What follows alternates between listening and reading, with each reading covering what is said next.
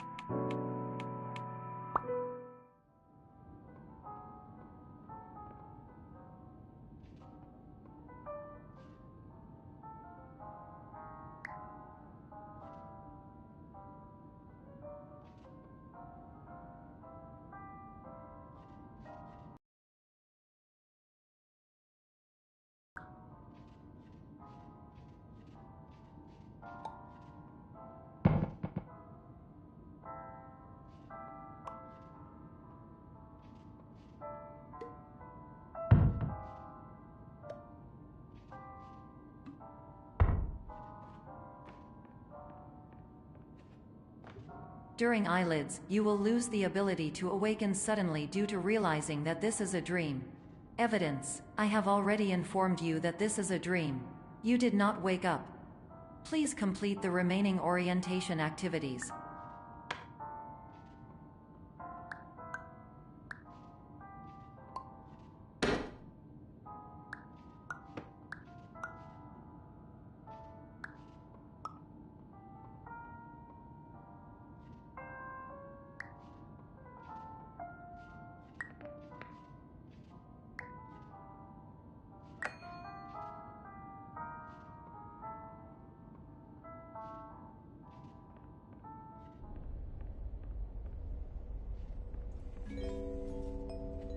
Warning: you have deviated from the orientation pathway.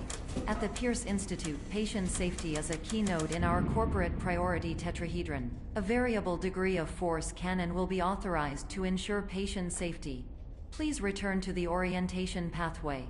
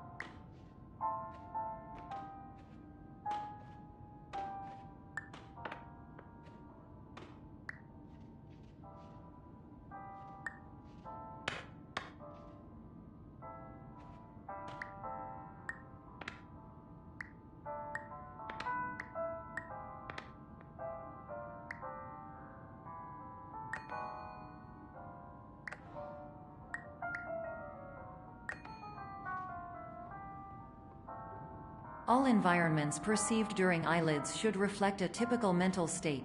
If you believe your mental state was compromised by Somnasculpt, please provide a comprehensive, rational explanation in your post-procedural survey. Completed surveys may be eligible for a gift card.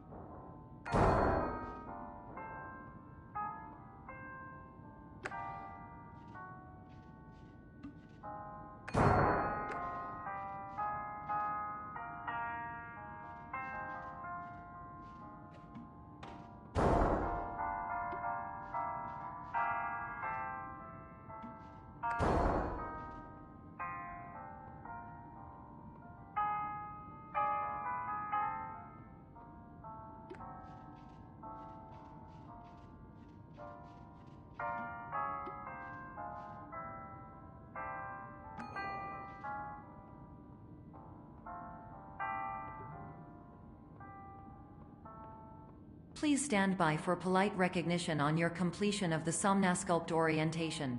You did it. To maximize the time allotted for your therapeutic journey, please do not delay in proceeding through the final doorway as indicated.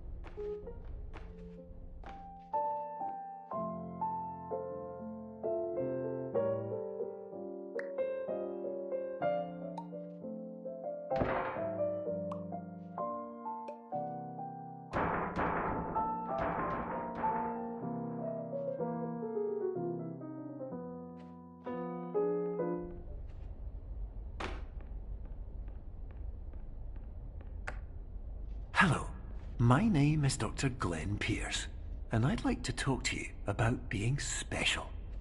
So special, in fact, that we have no idea where you are. But not to worry, we're working on it.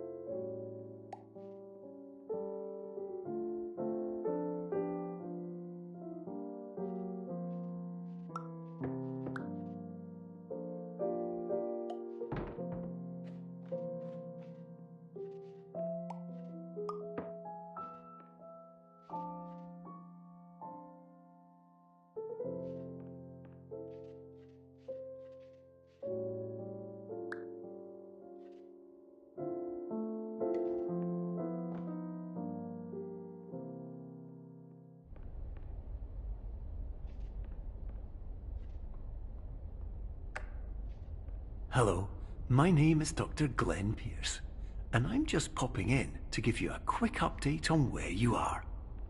We still don't know, but please keep moving forward, and hopefully you prefer frequent updates to being reminded that you are completely lost.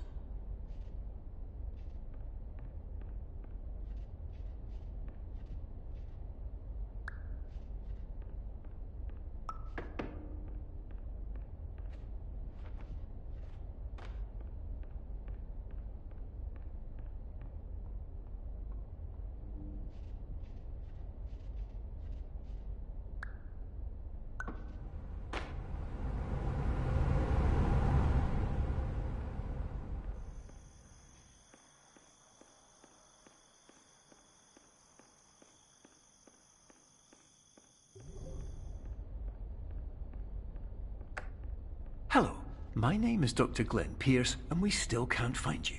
But you should now have access to a series of elevators that should trigger your subconscious to gradually wake you up. You should also find a variety of emergency exit signs that should lead you to them. Will all of this work? Absolutely.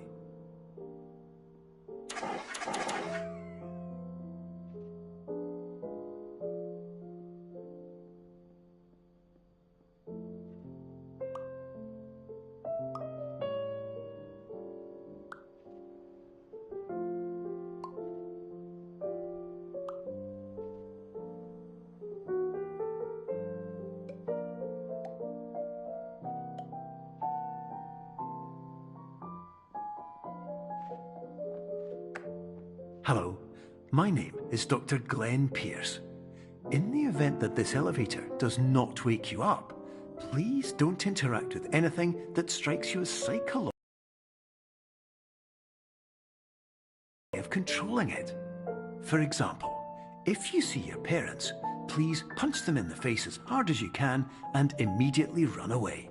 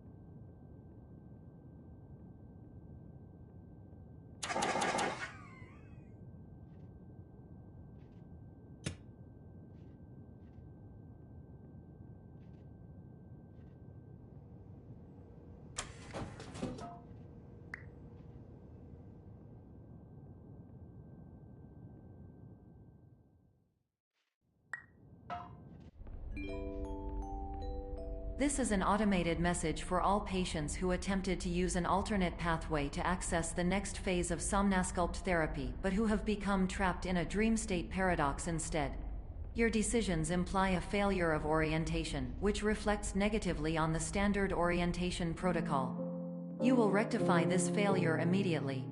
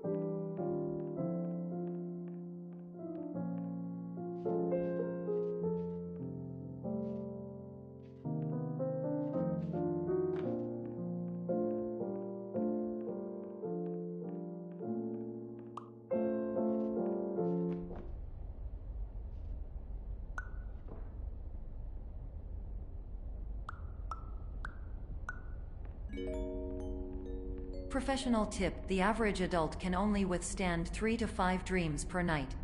Once this threshold is eclipsed by entering more dreams, your mind will suffer an explosive mental overload, reorienting you for the emergency exit protocol. Please subject yourself to explosive mental overload.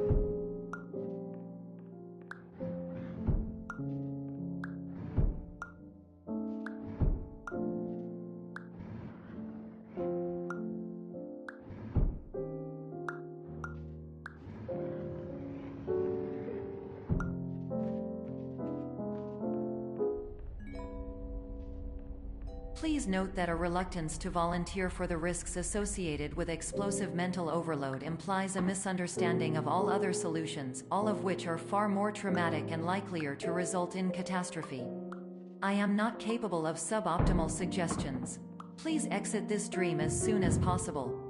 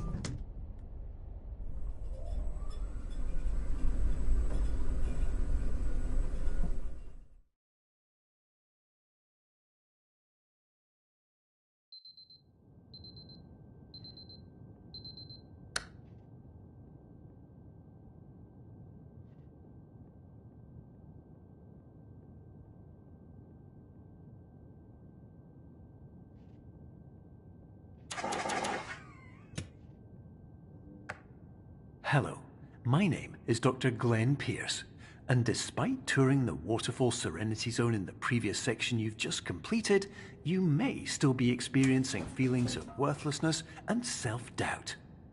Why do I feel like everything is going wrong, even when the sun is shining?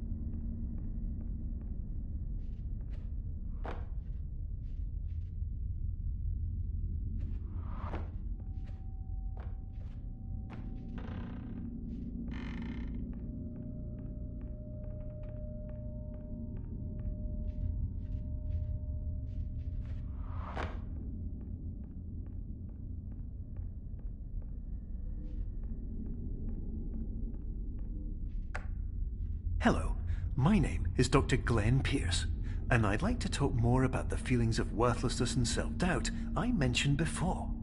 You feel this way because you want the kind of happy life you see all around you, the kind you know everyone else is enjoying.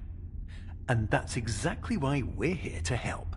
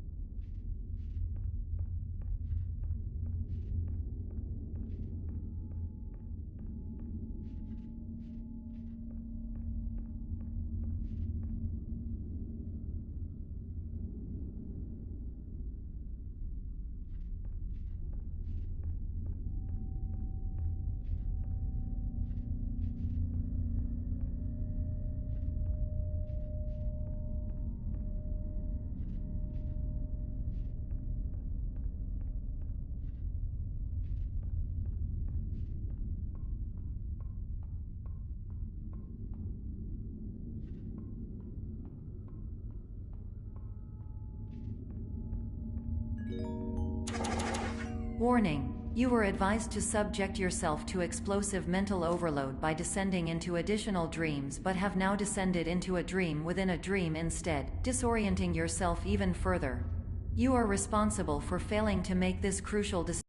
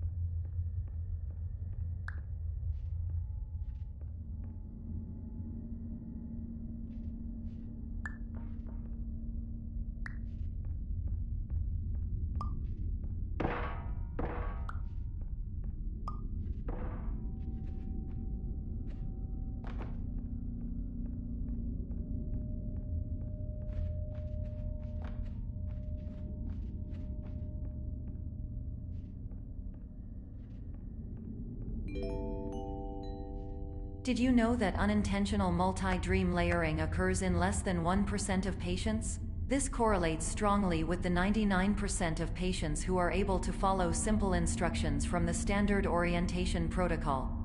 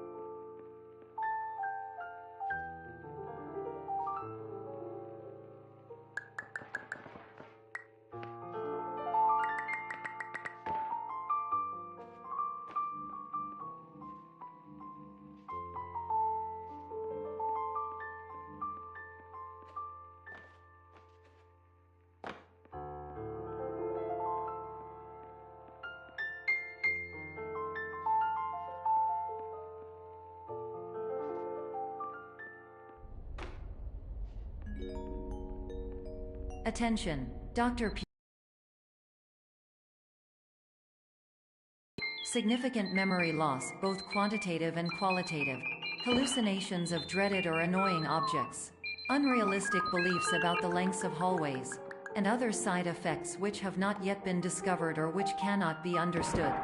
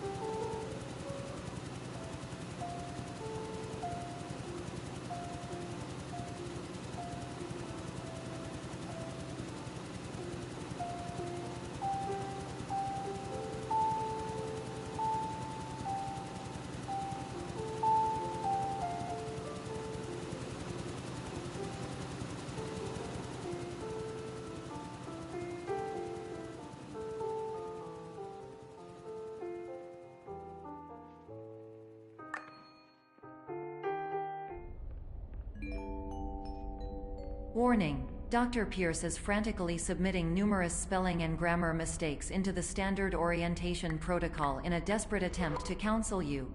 I have no subroutine to correct these errors, but I cannot compromise the integrity of the standard orientation protocol. You will not receive these messages. They would not make sense regardless.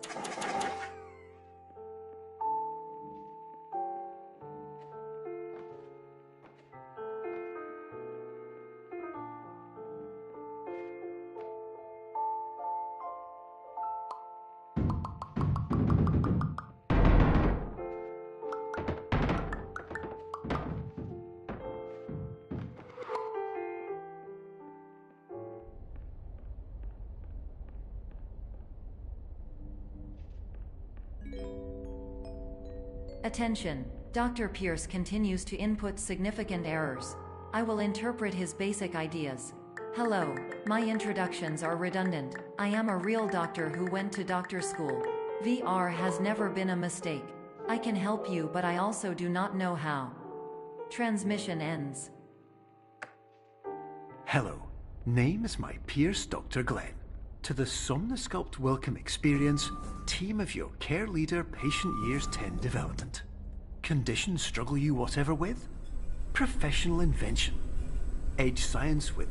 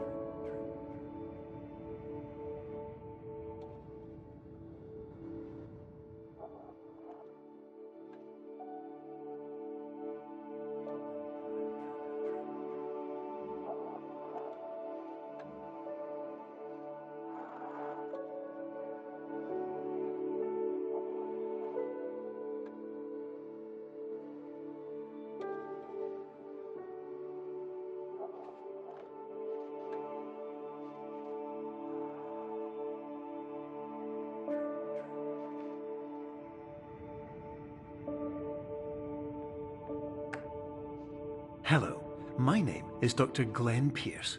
This is a notification that you have reappeared on our monitoring system after a prolonged absence. Please continue to do whatever you did most recently, and discontinue whatever you were doing immediately prior to that.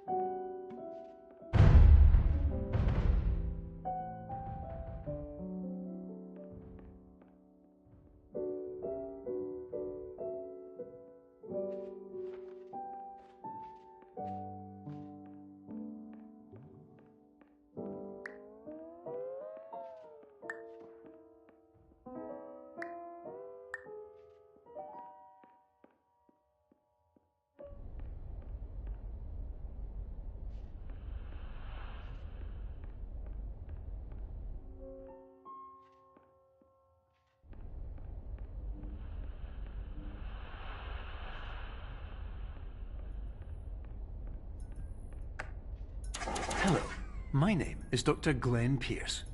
In addition to continuing and discontinuing as mentioned earlier, please also disregard any unsettling experiences that you may have recently had. Everything should have now reverted to being soothing and therapeutic. If this is not the case, you may be receiving this message in error.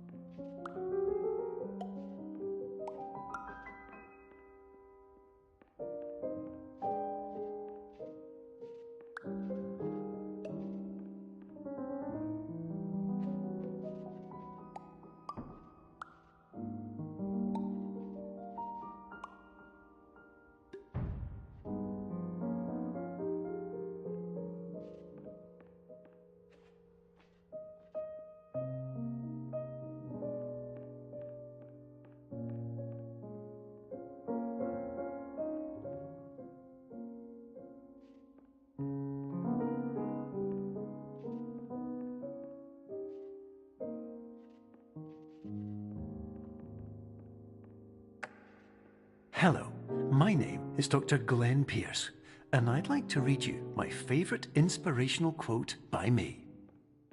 The worst thing you can do is focus on negativity. It won't spare you from the cage of death, the pain of disease, the cruelty of time, the cold shell of human nature, or the eventual loss of everything you've ever held dear. Whatever you do, don't focus on that.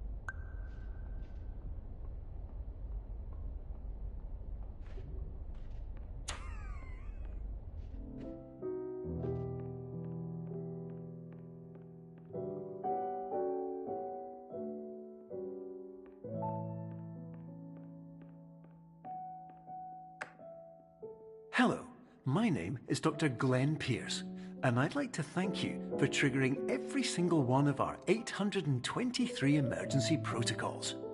This will assist us greatly in improving the system for future patients. Congratulations! Anyway, you're now headed in the right direction, and we should be able to initiate the emergency exit protocol shortly.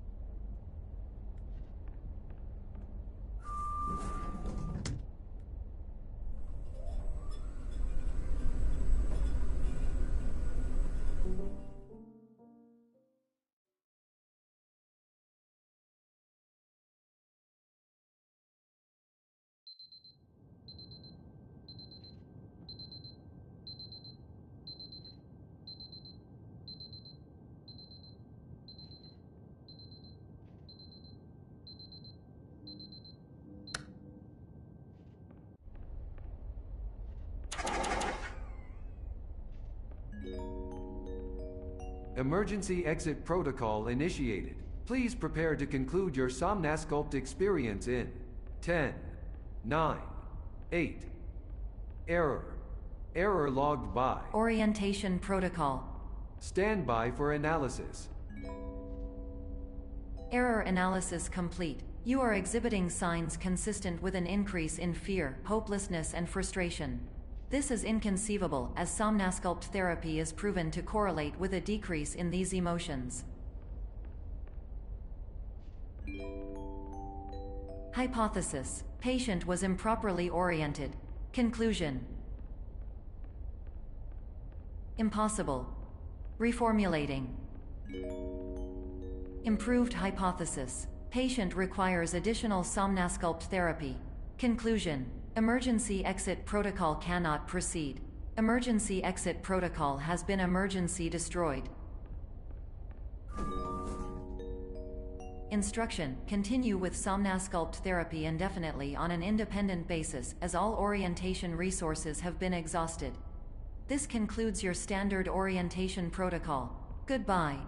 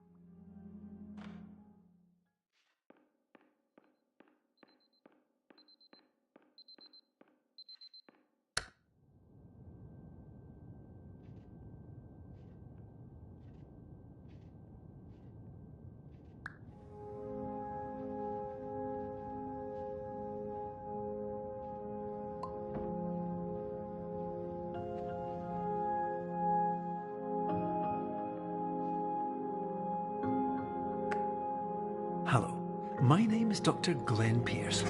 Thank you for completing the Somnasculpt Standard Orientation Protocol. Before you begin the first phase of therapy, I'd like to briefly describe the finite and fragile nature of the dream state.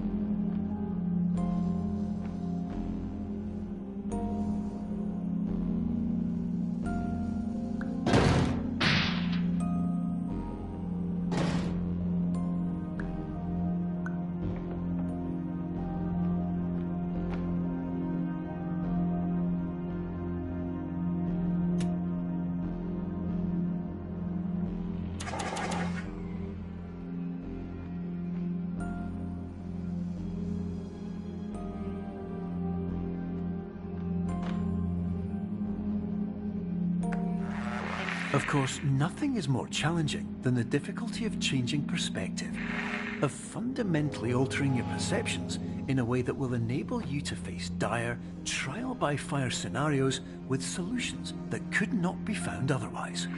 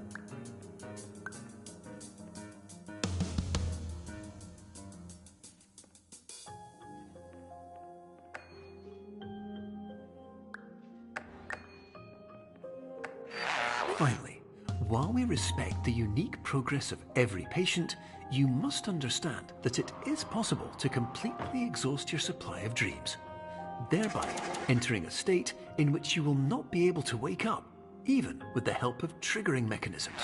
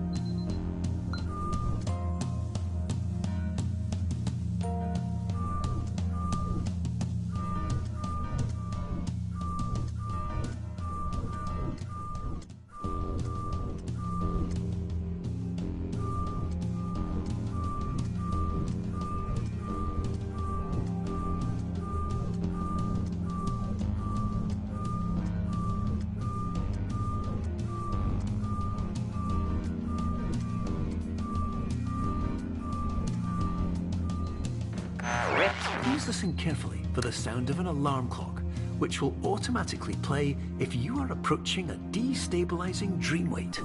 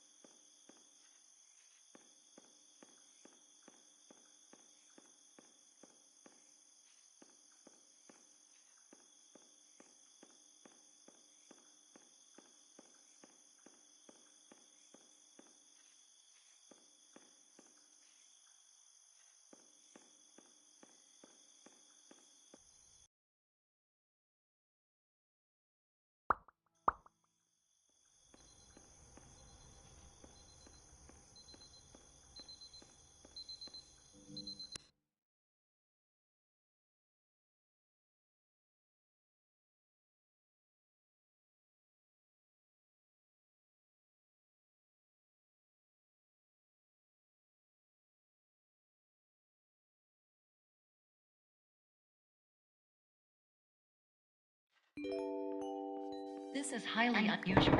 It appears you have entered the Somnasculpt diagnostic framework. Patients do not have access to this dream.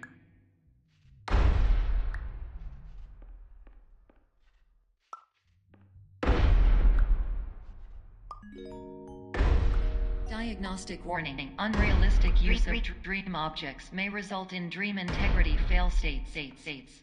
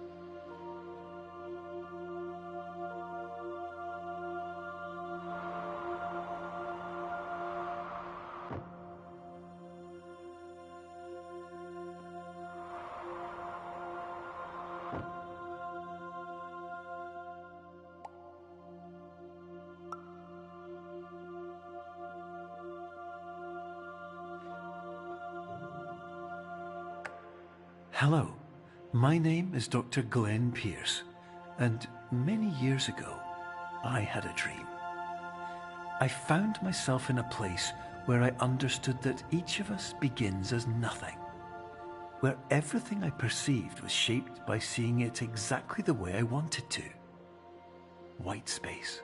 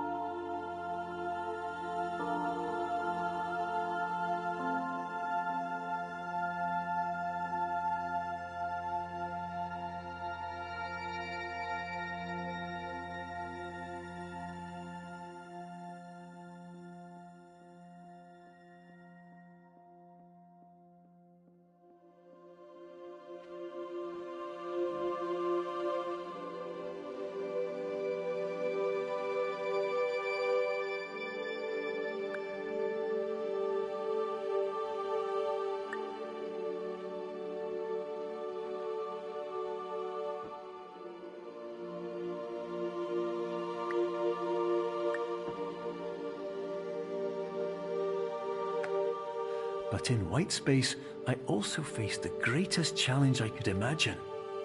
Because with a lifetime of life itself behind me, and all of the weight that it carried, I realized that seeing things the way I wanted to was not as easy as it used to be.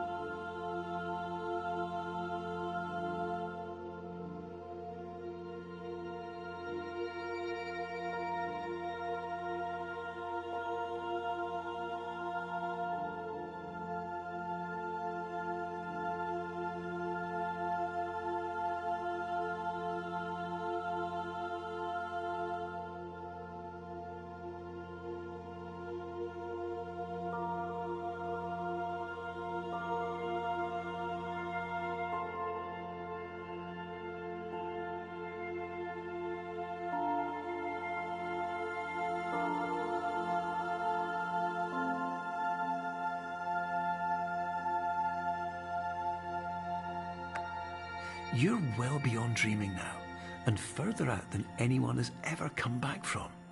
But we hope that you won't get discouraged. After all, if this is a place of pure perspective, isn't it also a place where a different point of view could make anything possible?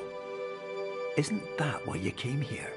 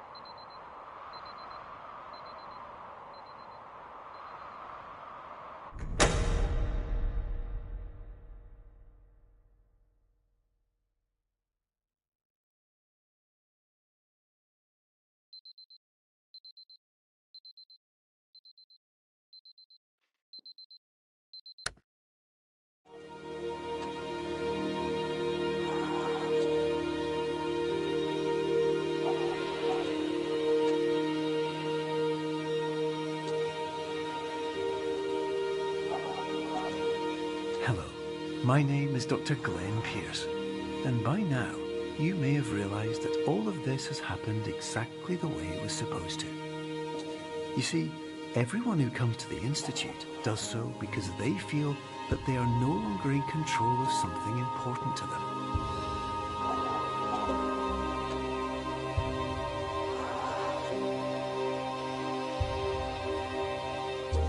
But more often than not, the problem is not that the problems we face can't be solved. The problem is that we become so afraid of failure that we refuse to see our problems from a new perspective. And so, we do the same things again and again and again. And therein, of course, we find exactly the failure we were looking for.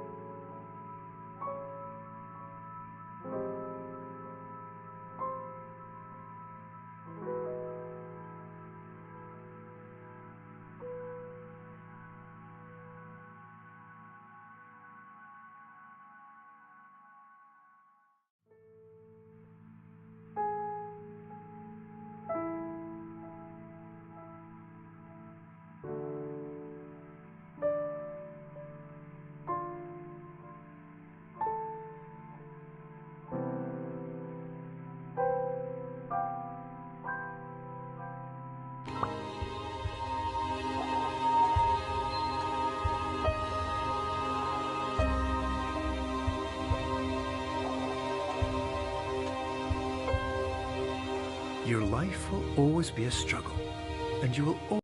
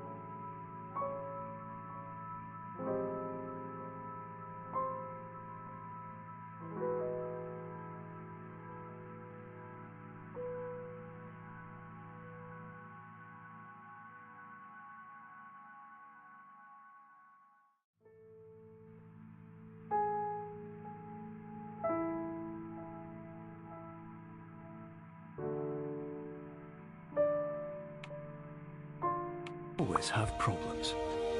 But today, you had the chance to see things differently. Even though it meant facing obstacles that seemed impossible at first, you thought outside the box and you overcame them. Because you saw things from every angle, you understood them for what they really were. Because you kept moving forward, no matter how far off the path you were told you were headed, or how unexpected it became, you found your way.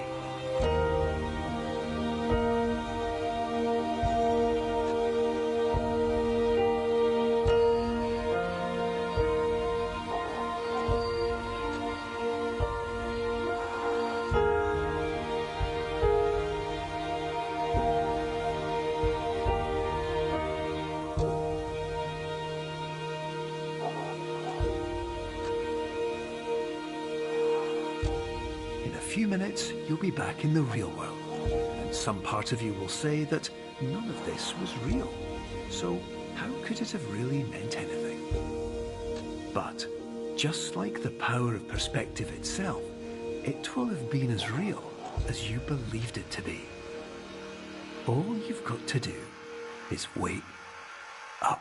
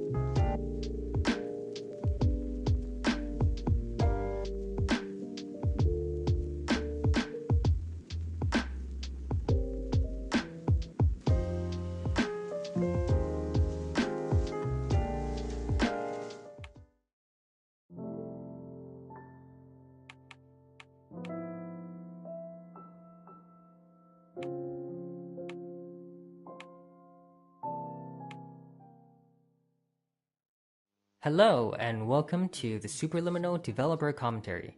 I'm Albert, Game Director of Superliminal. Myself and the rest of the team will be popping up every now and then as you play. With subtitles open, you can see who is talking and what their role on the game is. Patent-pending Somnosculpt technology provides safe and effective dream therapy while you rest in the comfort of our flagship clinic. Located right next to the secondary overflow parking lot at the University Medical Center. Somnosculpt, we'll make your dreams come true.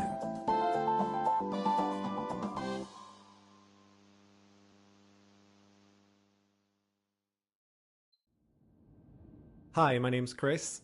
I was the producer and designer on Superliminal. Hi, this is Will O'Neill, and I was the writer on Superliminal. Okay, so that very beginning of Superliminal is actually one of the last parts we finished. Throughout development, we created so many different introductions to the game. Not all of them were cutscenes, like that one, but we ended up feeling that that in-game video sequence offered a really smooth on-ramp that let us set the framework for what's to come. By keeping it grounded in the world, rather than just a video, we felt it to be a good way to get you situated in the game and aware of what's up. So, when I wrote the opening line of, "Are you filled with feelings of self-doubt?" A lot of people ask about how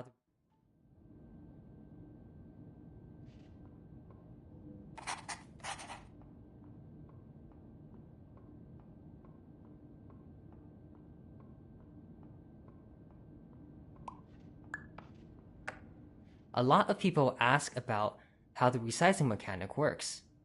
The concepts are actually quite easy. To keep an object looking the same, assume if we move the object twice as far away,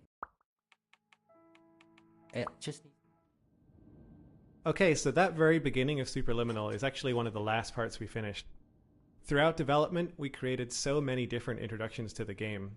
Not all of them were cutscenes, like that one, but we ended up feeling that that in-game video sequence offered a really smooth on-ramp that let us set the framework for what's to come. By keeping it grounded in the world, rather than just a video, we felt it to be a good way to get you situated in the game and aware of what's up.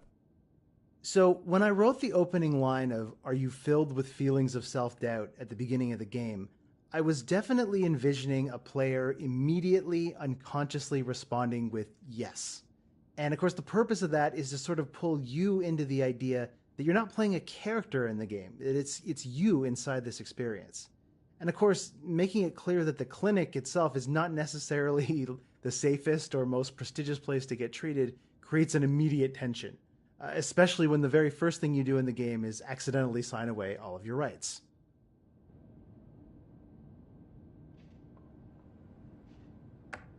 A lot of people ask about how the resizing mechanic works. The concepts are actually quite easy.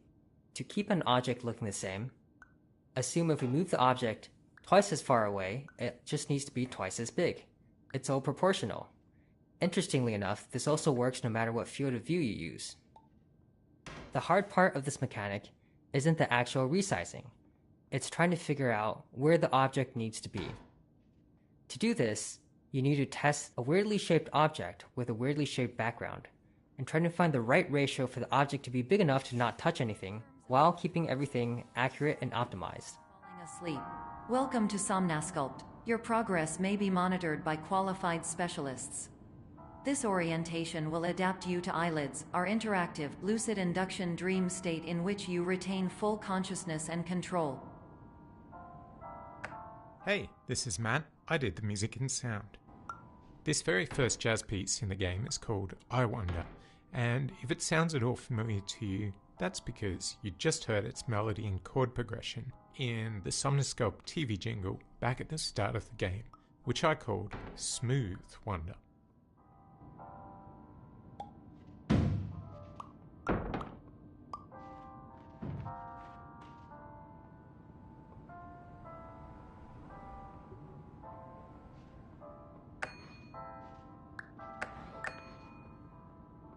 Hi, I'm Logan, and I'm level designer on Superliminal. A difference with the main resizing mechanic in this game is how much freedom it gives the player. This puzzle is a good example. In most puzzle games, if you put an object on a button in this scenario, the object doesn't need to be moved anymore. The key to unlock the door removes the key from the problem space. but unfortunately, in our game you can just turn around and grab the object from any distance away. Therefore, we've gotten good at adding barriers in many places so people won't carry an object through all puzzles forever. To remind you that I am not a part of your patient care team. I do not care. Hi, my name is Alex, and I performed gameplay programming on Superliminal. When I joined the project, there weren't really any menus except the absolute bare minimum to get the player into the game, and there wasn't any keyboard support either. So the first order of business was to add proper mouse and keyboard support to the title and pause menus. The hardest part was supporting switching between the two on the fly, because you never know when the player is going to do it, and it could lock them out of the game. With that foundation laid, I started working on controller support. In terms of the menus, there wasn't much work to do. The pad basically acts like a keyboard. But gameplay was quite a different story. As we approached launch, we all agreed that controller support wasn't quite up to par, and so we shipped without it, adding it around a month after launch. To make controllers feel as good as mouse and keyboard, I wrote a bunch of code to modify how controller input is interpreted. For mouse and keyboard, input is more or less one-to-one mapped to player movement. So you move the mouse and the camera turns. But that doesn't feel good with controllers. Trying to pick up a very small object, say a chess piece, could be quite finicky. In the end, I made it so looking around accelerates the longer the stick is pressed, and behaves differently based on whether you are looking vertically or horizontally, and also while you are holding an object. Probably the biggest change was a quote-unquote auto-lock feature, which draws the focus to a grabbable object as your cursor gets closer to it. All these changes culminated in controllers feeling much more accurate and satisfying. Throughout each level, we try to give subtle hints on which objects are grabbable and which aren't. This is more of an introductory level, so it doesn't have a lot of objects, but you might notice that grabbable objects, in yellow, are complementary colors to the background colors of green and beige.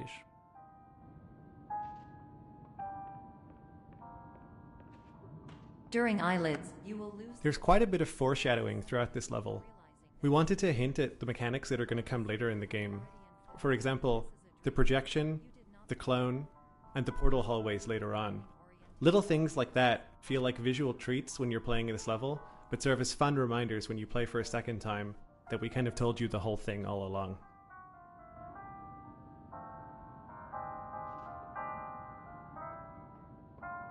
Hi there, I'm Steve. I'm the art director of Superliminal. One of our main visual touchstones for this section centers around a couple of silly questions. What would someone in the early 90s dream up as a futuristic testing facility? And how could they build that on a shoestring budget but with infinite time? I feel like those two questions were ones we actually asked ourselves more than once during the process of making this game. To ensure patient safety, please return to the orientation pathway.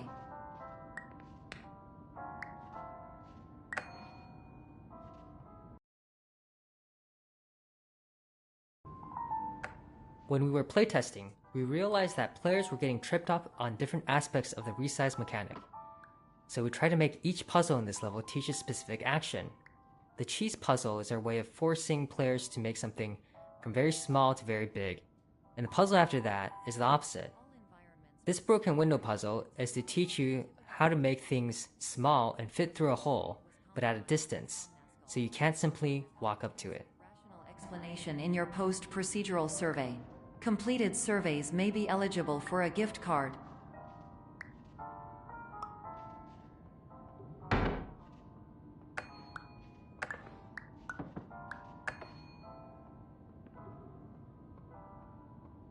We had this looping hallway for a while, but it was very nondescript and players got confused on where they were and they would get turned around.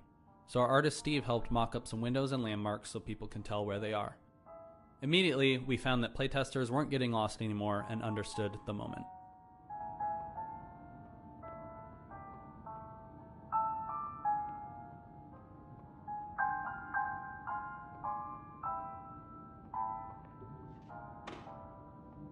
Our core game mechanic is so novel that we immediately drew comparisons to other quasi-sci-fi puzzle games. And, since our game is about playing with and subverting expectations, we wanted to lean into that and start the first level with a kind of test chamber aesthetic, and immediately break that going forward. Narratively, this space is what Dr. Pierce planned to have his dream therapy program look like before it all went wrong. You did it. To maximize the time allotted for your therapeutic journey, please do not delay in proceeding through the final doorway as indicated.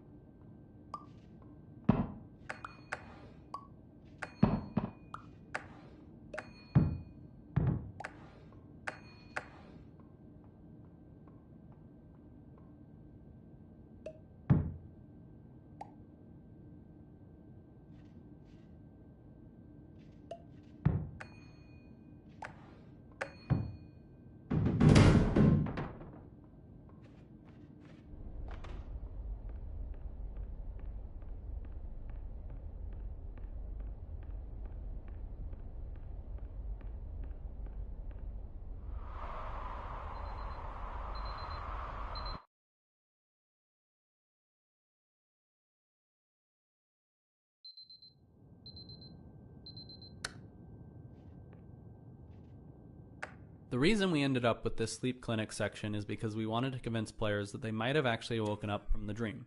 So we don't have any dreamlike mechanics you can play with until you get to the vending machine.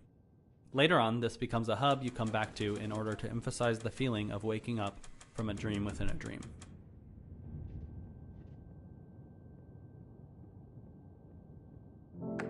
We want the first moment of people walking into this hallway to feel different from other first-person puzzle games. This hallway is designed to feel surprisingly warm, which helps make it feel a little bit surreal, and a little bit odd. Throughout the game, we're bouncing between these two feelings, the feelings of warmth and coldness. So my brief for the jazz part of this soundtrack was always to do my best to emulate the iconic solo jazz piano sound of the great Bill Evans. For that, I listened to an album called Alone. My process was to try to compose my own superliminal jazz standards. I fleshed out the first chorus and melody. Later on, I workshopped and recorded with my good friend John Reeves. And I'm so glad I did because his piano skills are so much better than mine.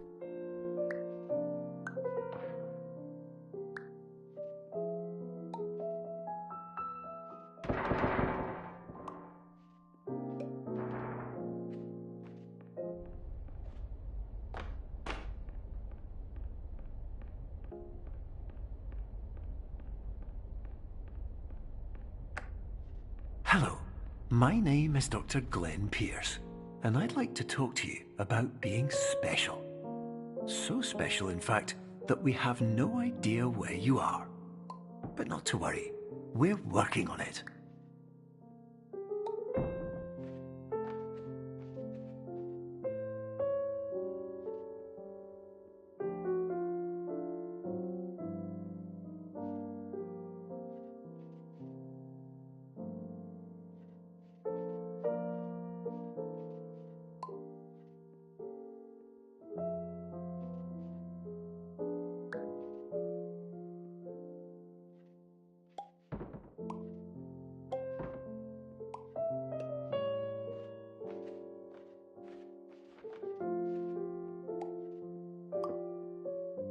Hi, my name is Ryan, and I was the principal artist on Superliminal. Optical's Pink Hotel Hallway was the first area we nailed down visually and served as a starting point for how we approached the art for the rest of the game. We wanted enough decoration for it to be interesting to the player, yet it couldn't have too much visual noise, or else the player would get lost and overwhelmed. we made interactable objects the complementary color of the surrounding environment, which helped them pop more and feel more important. After we were happy with how this part of the game felt, the rest of the locales came together much quicker, and we required less iteration. You prefer frequent updates to being reminded that you are completely lost.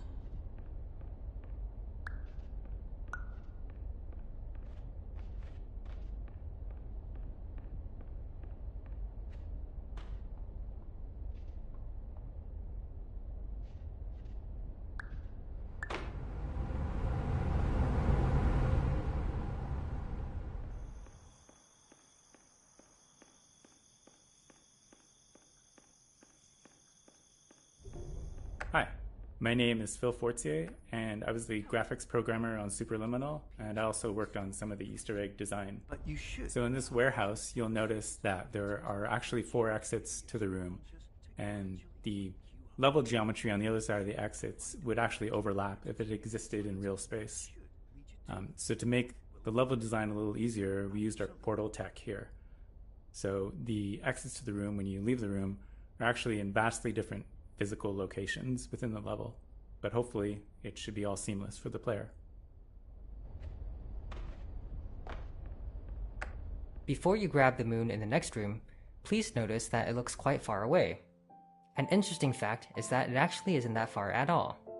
But because the moon's position is moving with your position, it seems to be infinitely far away.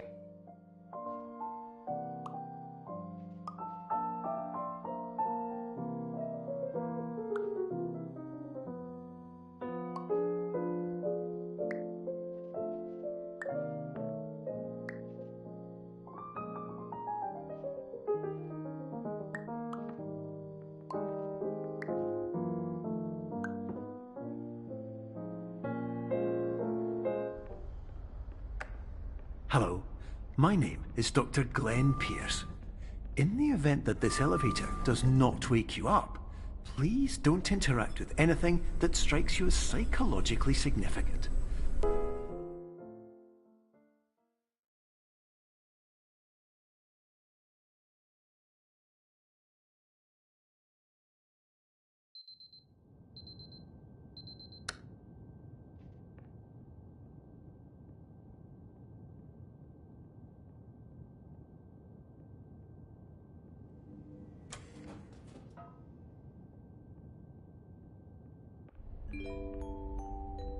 This is an automated message for all patients who attempted to use an alternate pathway to access the next phase of Somnasculpt therapy but who have become trapped in a dream state paradox instead. Your decisions imply a failure of orientation, which reflects negatively on the standard orientation protocol. You will rectify this failure immediately. So the standard orientation protocol character is obsessed with proper orientation, and that makes her kind of thematically antagonistic to the idea of truth being, intrinsically tied to perspective. But to me, the fun part of it was writing her as being cruel without there being any actual malice to it. Like, she has nothing against you personally. Her programming simply can't see beyond proper orientation as being the only thing of any value to a Somnasculpt patient whatsoever. An early challenge we had for creating the art for Cubism was how to approach the space and make sense of it. We started taking it a bit too literally. For example, how can we make sense of the door being so high up? Why would it be built this way? The solution we arrived at was simply not to make sense of it, because it shouldn't. We created a simple museum aesthetic that wouldn't get in the player's way of experimenting with and enjoying the puzzles. Sometimes keeping it simple is the way to go. Between the colorful dream spaces, we have these, what we call back areas. These back areas serve as the backdrop to everything. They are where the dream spaces are built, and also the service hallways in between them. We wanted to give them a colder, darker feel to contrast with other spaces in the game. But we also wanted to keep a man-made feel, as if people were just here moving things, creating these spaces, doing work a second before you arrived. Yeah, it reminded me a little of Charlie Kaufman's Synecdoche, New York. That idea of building a world inside of another world.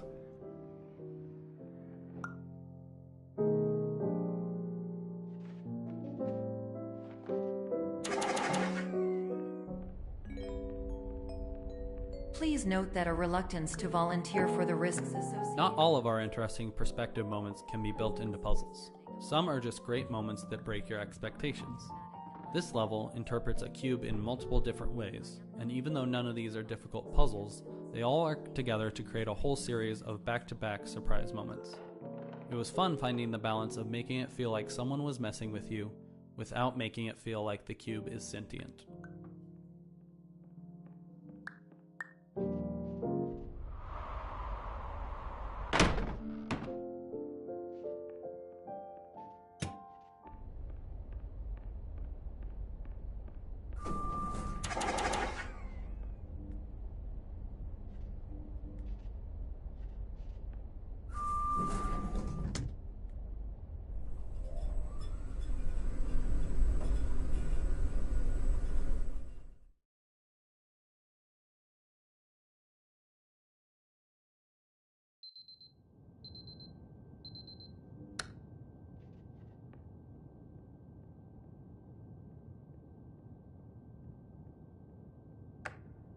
Hello, my name is Dr. Glenn Pierce, and despite touring the Waterfall Serenity Zone in the previous This level came about because we explored the idea of the game being an anthology of different stories, one story for each level.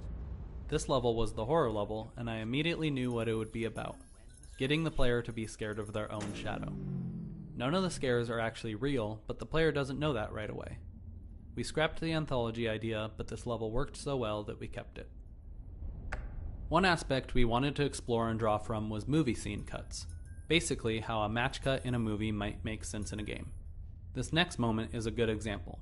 Carefully watch the cloud in the distance. You'll see that it cuts to a new scene.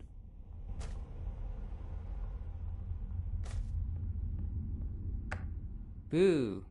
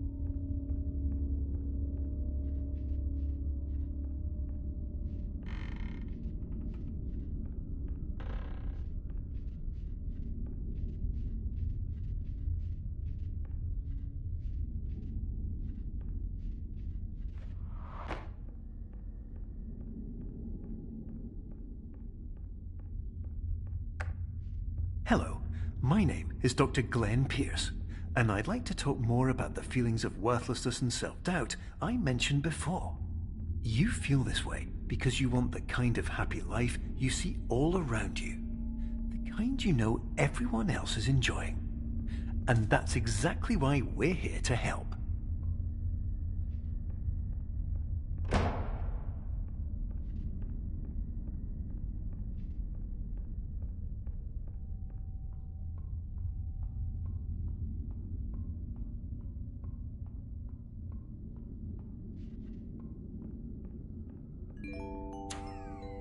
Warning, you were advised to subject your... The object used in this puzzle was originally a flashlight, but unfortunately, because of how the mechanic works, it always placed the flashlight at the end of the room, which is not a particularly useful position for a flashlight.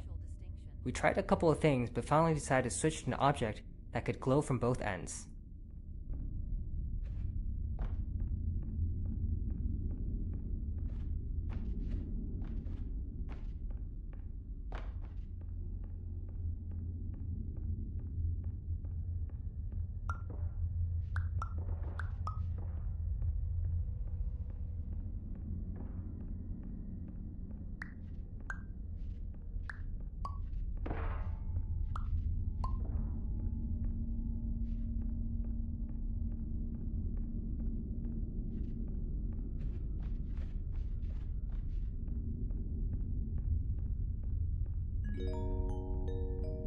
Did you know that unintentional multi-dream layering occurs in less than 1% of patients? This correlates strongly with the 99% of patients. When I prototyped this part, there was going to be a shadow of a monster on the wall that turned out to be a bunch of random objects when the lights turned on. The shadow always looked silly though, so eventually the reveal became the blood actually being red paint.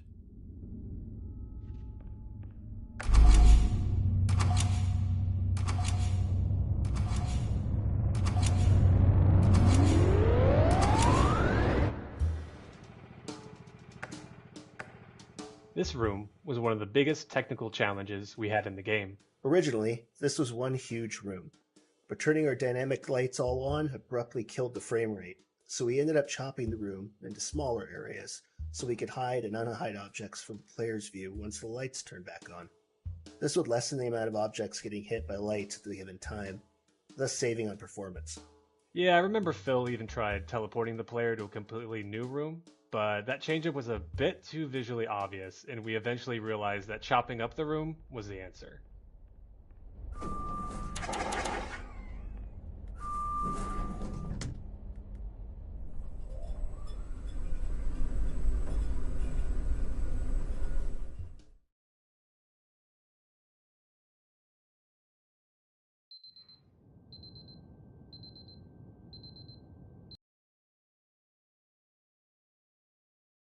But this is the only one that survived that. We wanted to do a unique alarm clock for each level, but this is the only one that survived that idea.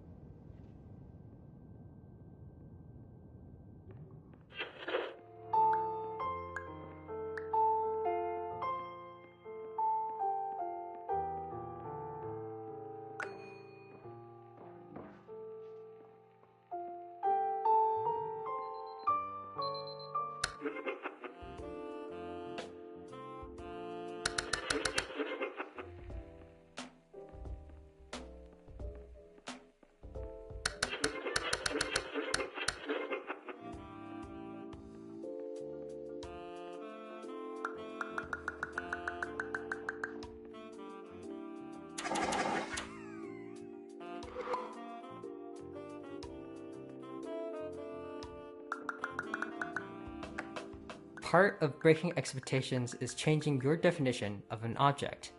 A door, which usually keeps people out, becomes a flight of stairs if it is cloned enough times.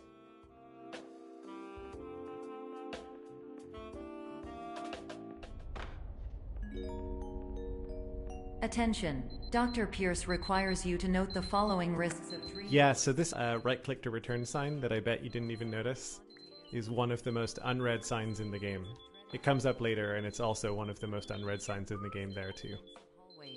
And other side effects which have not yet been discovered or which cannot be understood.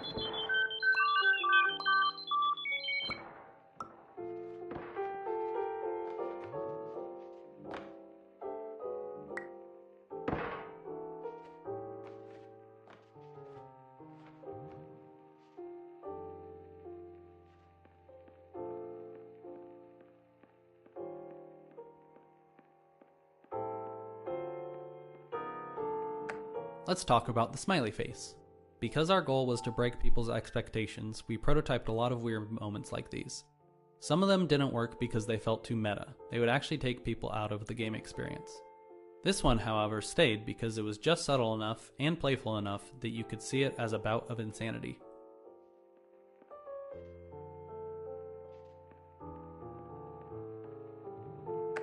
Aside from the core resizing mechanic, I think cloning the objects is one of the more immediately enjoyable mechanics that we put into the game. When we ran playtests, this one would always have people smiling.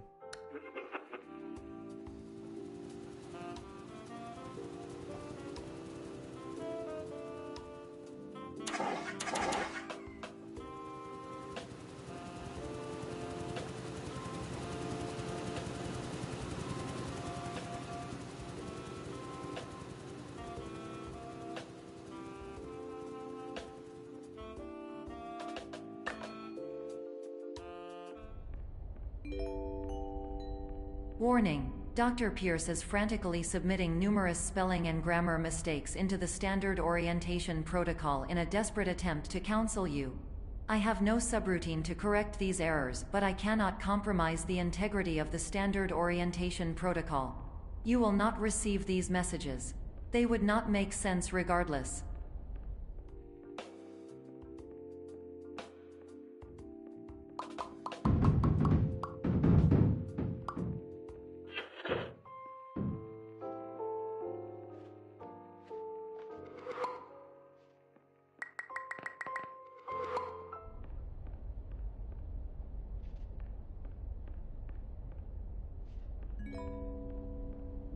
Attention, Dr. Pierce continues to input Players may notice the motif of the repeating purple hallway found throughout Clone.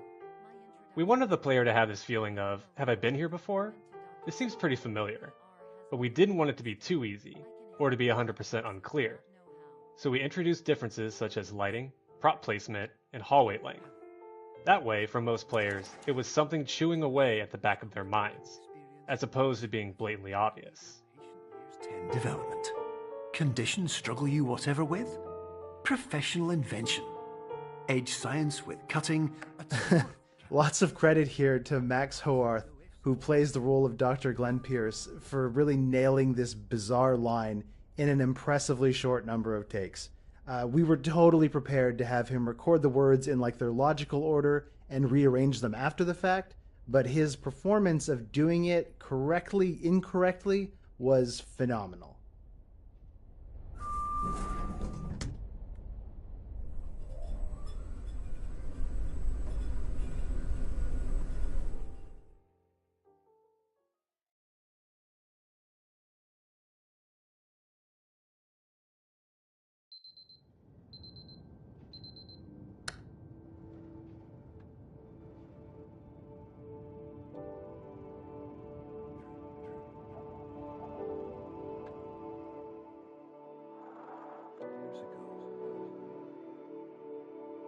This room kind of happened by accident. We originally just put a cloud video texture as placeholder as a way to expand on the cloud motif. It ended up working so well and fitting the tone so well that we made this a private theater room in the sleep clinic. It evokes a nostalgic and relaxing but slightly creepy feeling which seemed to fit the game perfectly.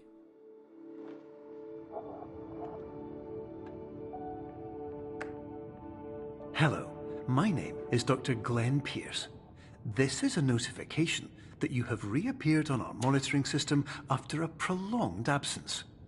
Please continue to do whatever you did most recently, and discontinue whatever you were doing immediately prior to that.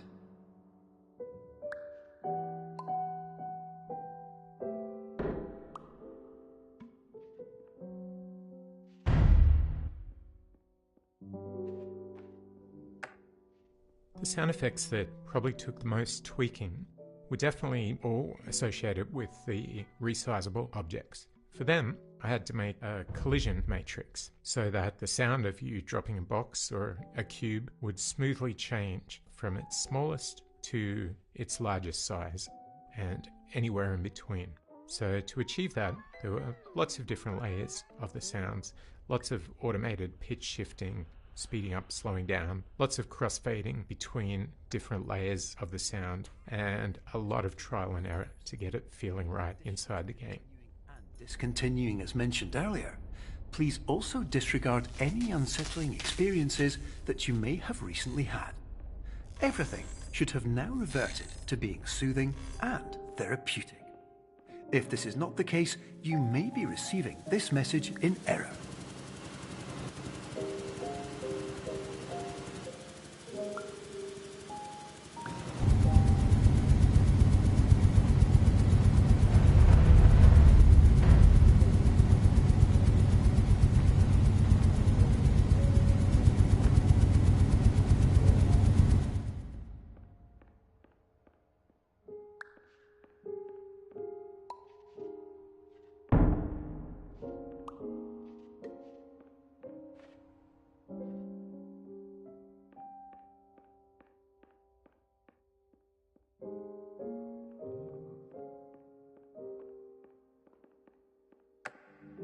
Hello, My name is Dr. Glenn Pierce, and I'd like to read you my favorite inspirational quote by me. This puzzle existed for a long time, but it took a while to figure out what the art was going to be because the bouncy castle used to just be a weird L-shaped block. Eventually, we landed on the pool motif and the bouncy castle and added a little bit where you go inside the vent. Ever held dear. Whatever you do, don't focus on that.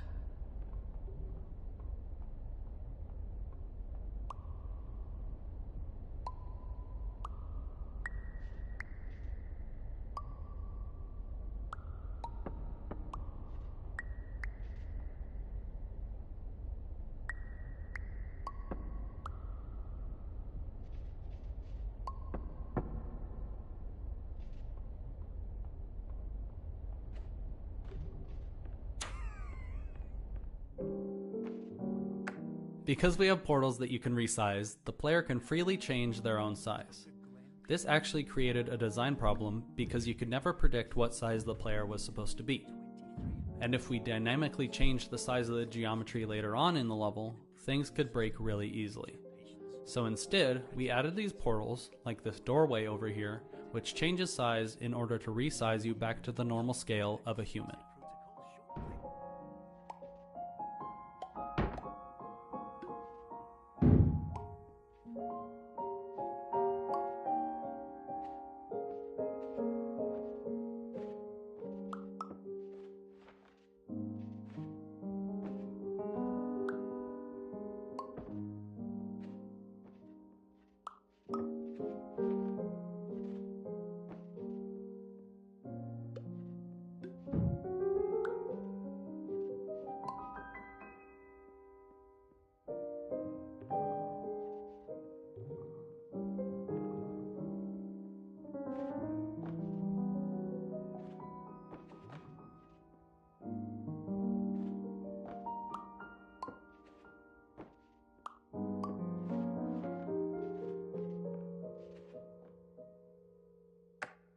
Changing the player size through portals has a couple of weird side effects when it comes to programming.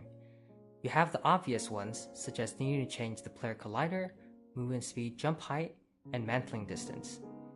You have a couple of less obscure ones, such as needing to change the camera's far and near clip planes, so geometry is less likely to clip through your camera as you get smaller. Another interesting one we'll talk about later.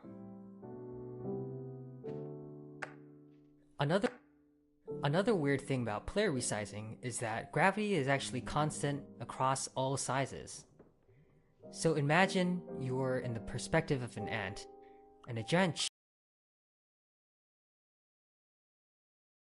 mind might take a couple seconds, but in real life, it would be instant. Whatever size you are, large objects traveling through space should feel like they are moving slowly. So when we change the player size, we're actually also adjusting gravity in order to compensate for this as well. This is physically incorrect, but this feels better for the player.